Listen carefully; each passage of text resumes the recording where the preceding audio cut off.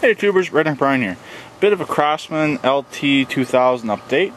I got the new parts in for the rear tank conversion, meaning the new dipstick and the fuel pump.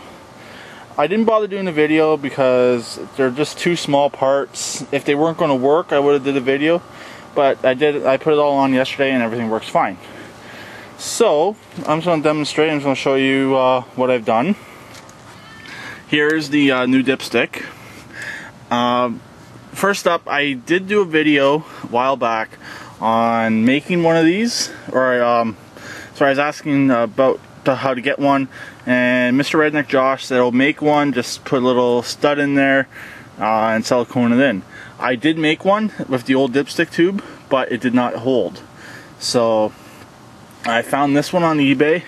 It was the only one available. Excuse me, sorry about that. It was the only one available, and before you naysayers out there say, "Oh, why didn't I just go to my local parts guy, support local business?" I actually did go to my local parts store. I have one just down the major road from me, but they're idiots in there. They're absolute idiots. I gave them the model number off this engine, even though this engine can be equipped with that dipstick with the oil pump fitting on it. They could not find one. Since the tractor did not originally come with one, they could not locate one, and then he even suggested making it, which I tried and didn't work.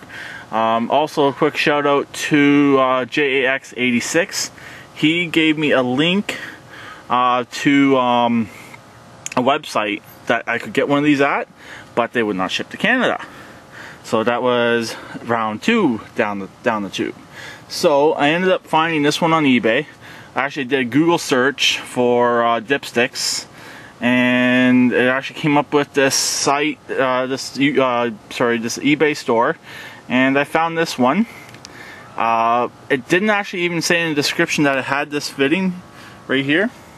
I just happened to look at it. I looked at the first initial picture on the eBay, and then I went back right into the auction, and I noticed it had the little piece sticking out, and I hit to buy it now.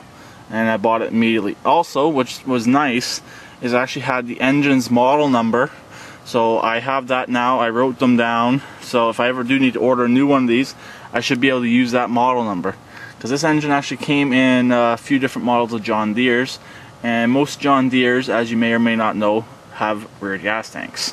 So that's what this piece originally came from. They're actually trying to sell the fuel pump off it as well. But I believe the tractor said it was a 2007, and I was not going to buy a 7-year-old fuel pump. So I just bought a brand new fuel pump, which is hidden right down in there underneath, which is a stock gas tank right now, but soon to be the battery box. I have test fit the battery box. What I'm waiting on is I gotta get some black paint. I gotta paint up the battery box, and I gotta paint up the gas tank mount. Basically the piece that goes over top of the gas tank, holds it down, and holds up the fenders. So that's all I'm really waiting on. Just get some black paint to do that, and this thing's good to go.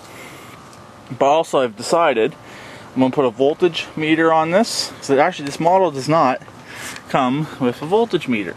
Normally it'd be sitting right up here above the throttle. It does not have one. So I'm going to put an aftermarket volts meter on it, and I'm also going to put an oil pressure gauge on it, because I just discovered yesterday this does in fact have a fitting right down in there for oil pressure. I don't know if you can see it or not, right next to the little carb solenoid. So it does have one, which is nice, and I might as well use it. But what I'm going to do is either try to find a dual pod that puts both gauges side by side, mount it right underneath the steering wheel here. I'll take the steering wheel off, take this piece here off, mount it right down there, right down in this area right here. Sorry about that. Or I will get two separate ones and just put them side by side. All depends on what I can find. So I'm just going to do a quick fire up on this for you.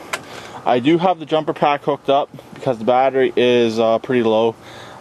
It sat for almost 2 weeks without being started because I had no dipstick, and I never charged it up, and I never charged it up yesterday either. So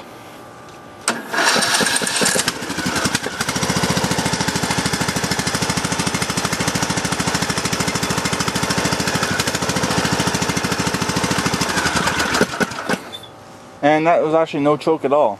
Prove it. Throttle's all the way down.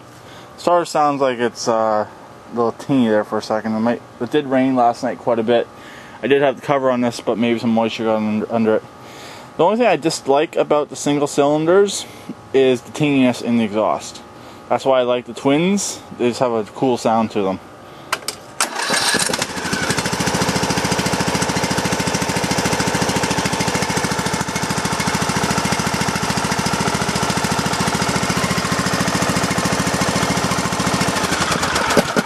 Also, the nice thing about running the fuel pump is you don't have to wait for the carb bowl to fill. As soon as it's cranking, it's pumping, which is actually a lot better on the starter. If you actually run it out of gas, it's actually easier to get primed back up again. Yeah, and so then the main reason why I mounted the fuel pump under there is because ease of access with the fuel line coming off the tank, having it right there, boom, plug it right in. And I don't even have to touch any of this front fuel lines. Just have to unhook the stock tank, put the battery box in, run the fuel line, it's good to go. Like most times they mount them above the valve cover, or I believe you can mount it right here, or that's for a voltage regulator at the side of the dipstick. I'm not 100% sure. This dipstick has it, and the old stock one has it as well. So I'm not 100% sure what that's for.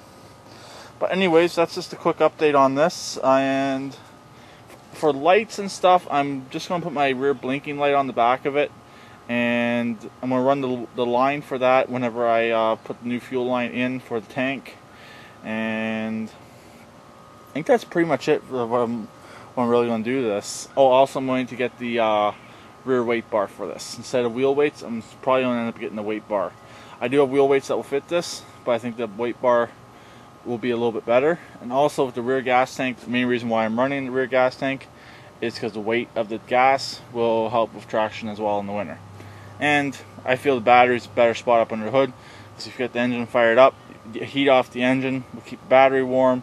In my opinion, will make the battery last longer. So that's pretty much it for the Craftsman. I'm just waiting on to get some time and a few extra bucks to get some spray paint to spray up those two parts. And as soon as that's done, I will put the gas tank in. I'll probably video that. And that's pretty much it. So I'll talk to everyone later. Please keep it redneck like always, and please subscribe and comment.